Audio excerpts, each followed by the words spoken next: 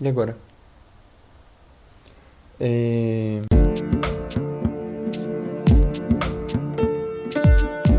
Oi, sejam bem-vindos ao meu canal. Eu espero que vocês aproveitem o conteúdo desse vídeo e que assistam aos outros vídeos também que eu tenho publicado por aqui. Somos ainda uma comunidade pequena, mas temos aí um grande potencial de crescimento.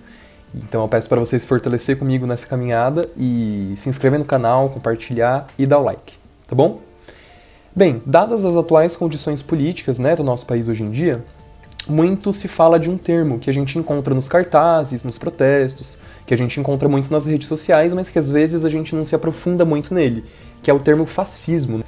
O que seria o fascismo? O que foi o fascismo na história? O que ele é como uma categoria política, como um movimento político? Dentro da historiografia e da ciência política, o termo ele já foi amplamente discutido. Não é exatamente um consenso sobre a definição do fascismo. Mas de forma mais geral a gente pode dizer o seguinte, que ele, enquanto movimento político, ele tem uma retórica, ou seja, ele tem uma narrativa que se dirige às massas, a uma grande população. Ele vai abordar os temas da corrupção do país, ele vai abordar a questão da crise na economia, e ele vai defender mudanças radicais na sociedade. Então a gente deu aqui já uma pequena pincelada sobre essa ideologia, no mundo das ideias, o que seria o fascismo. Quando o fascismo ele entra no poder, ele assume um caráter, ele assume uma face de autoritarismo muito forte, de extremo autoritarismo. E está baseado na exclusão social. O termo faz referência principalmente ao regime implementado na Itália por Benedetto Mussolini. Mussolini começou a sua carreira política ainda jovem. Ele fazia parte do núcleo socialista italiano. E ele publica em um jornal socialista a defesa da entrada da Itália na guerra. E como a maior parte dos socialistas italianos naquele momento era radicalmente contra a entrada da Itália na Primeira Guerra, Mussolini rompe ali com eles. E aí, enquanto um líder político, Mussolini ele vai alinhar os seus discursos ao nacionalismo e ele vai atrair o setor conservador também contra o socialismo dentro da Itália. E aí, a partir daí, que ele começa a ganhar mais e mais evidência. Mussolini chega ao poder em 1922, quando uma marcha que reunia fascistas de toda a Itália se dirigiu até Roma, com o intuito de pressionar o então rei Henrique III a colocar Mussolini no poder, seja como figura de primeiro-ministro ou seja como figura de próprio chefe de Estado. A marcha teve o seu objetivo cumprido com êxito, porque o rei destituiu o primeiro-ministro e colocou Mussolini e toda a base da tropa fascista para governar junto com ele, como a base do governo.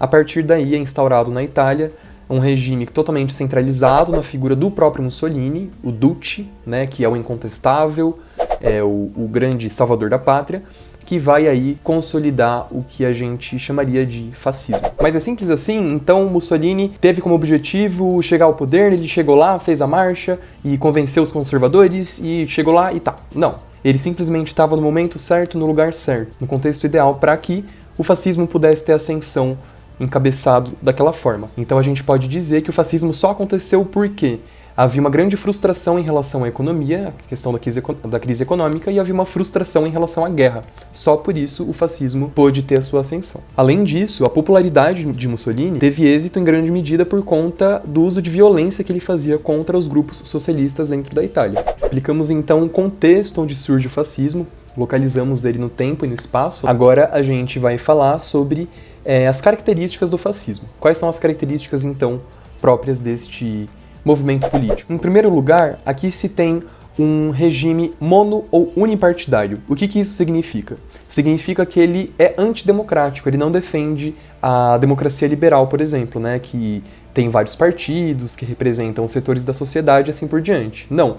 Ali, no fascismo, há apenas um governo, um líder e é ele que manda em tudo. Depois disso, há um grande culto, uma verdadeira veneração ao chefe de Estado. Mussolini ele era visto como uma figura quase que beirando ali a religiosidade, vamos dizer assim. Havia um culto a essa figura. Algo tratando ele como se ele fosse quase que um mito da nação. No sentido de único salvador, único herói, o único que poderia resolver o problema de todos. O fascismo ele tem um caráter antiliberal, Então, ele não defende as liberdades individuais, por exemplo, que a gente tem na ideologia liberalista. Mas, ao mesmo tempo, ele também não defende as ideologias de coletividade, como o socialismo, o comunismo e o fascismo. Então ele é meio que, ele se diz que não é nem de um lado e nem de outro, é o famoso sem partido. Há também no espírito fascista um desejo de expansão imperialista, sabe aquela mesma que a gente tem no século XIX? Aquela coisa do fardo do homem branco. Então há essa crença também de povos inferiores e de que eles precisam ser dominados de alguma forma. Há também na ideologia fascista, quando ela chega ao poder, né, a prática de perseguir determinados grupos da sociedade, de encontrar determinados focos, determinados grupos que são verdadeiros inimigos. A mobilização de massas, né, é um regime que ele vai falar com todo mundo, ele não acredita em classe, em partido, ele só acredita num extremo nacionalismo. Busca-se também a exaltação dos valores tradicionais, dos valores antigos, em detrimento dos valores modernos, ou seja, tudo aquilo que é do passado melhor, tudo aquilo que é do passado vale mais. No caso do fascismo italiano, a gente tem uma grande exaltação à Roma antiga, então há esse desejo, essa coisa romantizada de ser aquilo que os romanos foram enquanto império, enquanto civilização, e de avançar e de conquistar tudo. E por fim, uma centralização muito forte no Estado. É o Estado que vai definir a economia, a cultura, a política e o Estado em si centralizado em uma única figura, a figura de um líder.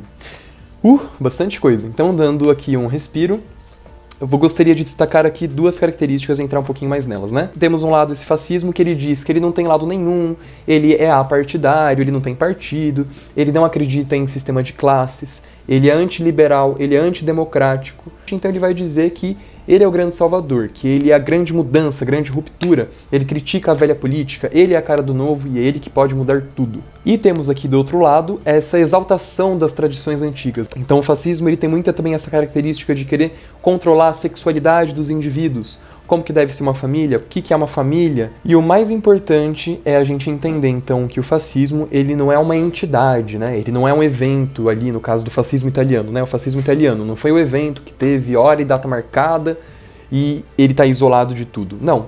Na verdade, isso faz parte de um conjunto de eventos muito mais profundos, questões muito mais profundas que estão globalmente interligadas, que para serem trabalhadas aqui eu precisaria de muito mais tempo. Mas não tem problema, a gente tem esse espaço para isso. Vou fazer um vídeo ainda que fala sobre os regimes totalitaristas do século XX para a gente poder aprofundar um pouco mais essa questão. Então é isso, gente. Eu espero ter esclarecido aqui para vocês um pouquinho sobre esse termo, né? O fascismo, o que foi o fascismo na história, o que ele é enquanto uma categoria política. E eu espero que vocês tenham aproveitado o conteúdo. Dá o like se você gostou, compartilha e apoia o meu trabalho por aqui, tá bom? Um abraço, até a próxima!